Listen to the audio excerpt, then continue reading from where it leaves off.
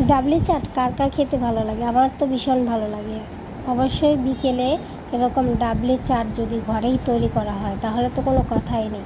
কিনে খাওয়ার চেয়ে ঘরে বানিয়ে খাওয়ার মজাটাই আসলে আলাদা।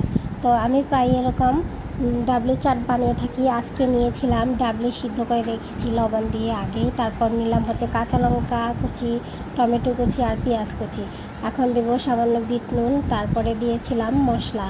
আর ভাজা মশলাটা আমি নিজের হাতেই বানিয়েছি, চাট মশলাটা। তারপর দিয়েছিলাম চাটনি। আর এই ভাজা মশলা অবশ্যই আমার চ্যানেলে দেওয়া আছে, আপনারা দেখে নিতে পারেন।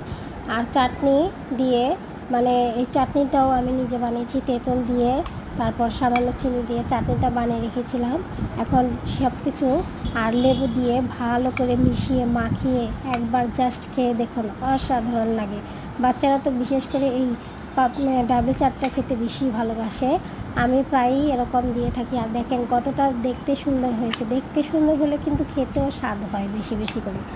আর আমার এই ভিডিওটা ভালো লাগলে বেশি বেশি করে লাইক করবেন, শেয়ার করবেন আর বেশি করে সাবস্ক্রাইব করবেন।